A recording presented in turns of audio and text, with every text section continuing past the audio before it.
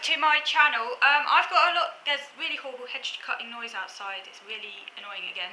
I don't understand why people have to cut their hedges, like health and safety gone mad if you ask me. Like, I don't have a problem walking down pavements with a little bit of countryside poking out at me. I don't really know what people's problem is, and there's cutting a hedge down because of complaints from the council apparently about a hedge overgrowing, but I don't get it because, like, seriously, I don't understand.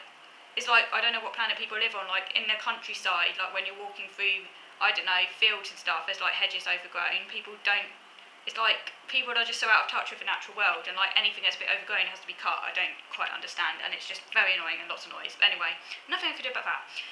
But I just want to, it's just a god awful noise, but yeah. I just want to, I've got lots of stuff I want to talk to you about, and I haven't forgotten that I want to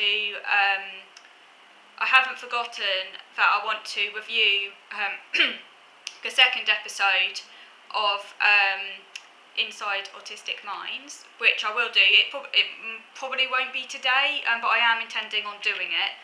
Because I've written up all the notes. So I've got a lot of videos I want to do and in the pipeline, and also of course I need to go over your comments because I've got more comments, so that'll take a bit of time. I won't be able to get to your comments straight away, but I will be coming back to your comments, so fear not, I will come back to your comments at some point and do another comments video. I can't guarantee when it will be because I've got lots of other things to do, but I am intending on doing that. And also I also want to talk to you about my horrendous ongoing experiences with social services. It gets worse and worse, but again, I'll do that in another video. Because in today's video, I actually wanted to share this book with you. It's a children's book. It's a retelling of Little Red Riding Hood, the classic fairy tale. But this version is by Beatrix Potter. It says retold by Beatrix Potter, with illustrations by Helen Oxenbury, who's a modern day illustrator.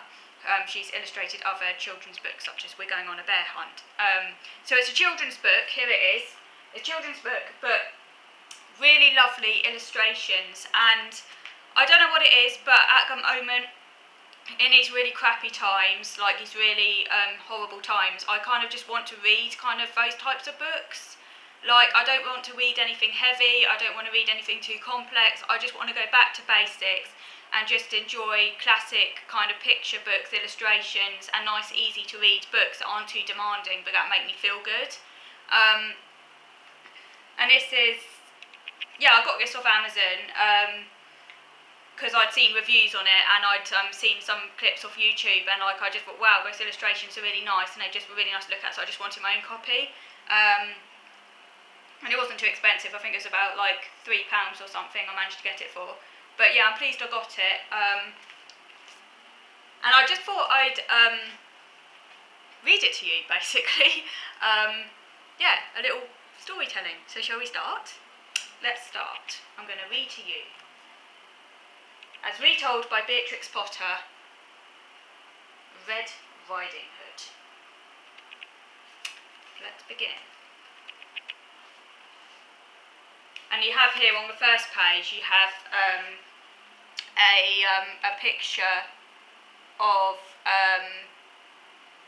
like a kind of map of where everything is. So Red Riding Hood with her mother, the woodcutters, the wolf, the footpath, the village, and where Granny lives. It's like a map. Let's begin. And this is adapted from the French of Charles Perrault, because Charles Perrault was like, he wrote the sort of original version of Little Red Riding Hood. I think it was in the 17th century, was it? If I remember correctly. I can't remember the exact date. I think it's sometime in the 17th century.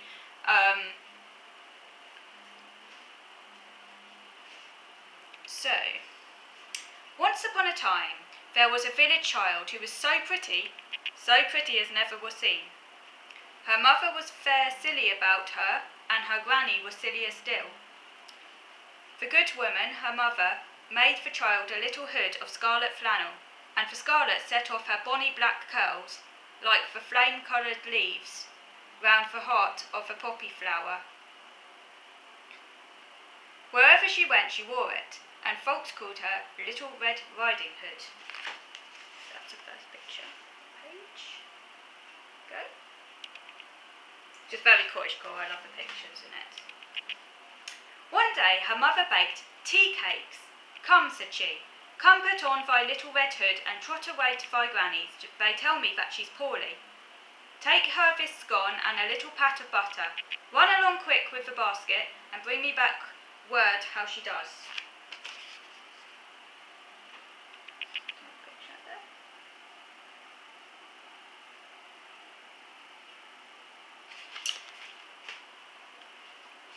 Red Riding Hood set off obediently with the basket. Her grandmother dwelt in another village.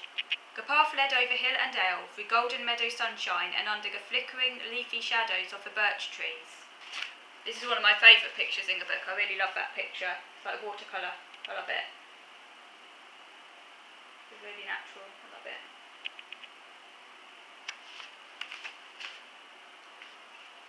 The myrtle smelled sweet in the warm sunny glades, and the west wind blew softly through the wood. It brought a cheerful sound, the clink of axes and voices of woodcutters singing at their work. Sing ash, sing oak, sing charcoal smoke, sing hay for merry green cherry. Lay beech and bark for the windward screen, blue smoke and hazel and copsewood green. Sing hay for the woodland merry. Another voice far off amongst the trees took up the song. Here's ash and oak for the broad axe stroke. Hay down come for red green cherry. The cheerful voices died away in the distance.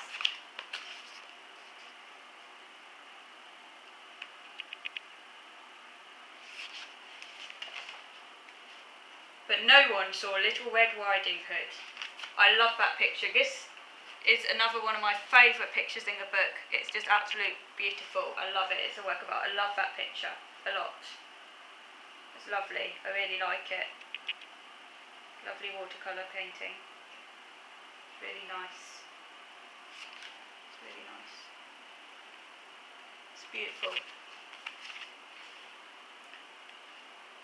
By the wooden swing gate at the end of the wood, hard upon the open meadow, sat a great grey wolf. He rested his chin upon the bars of the gate, and he listened to the woodcutters. He was afraid of them. He durst not go home to his bed in the thicket. It is.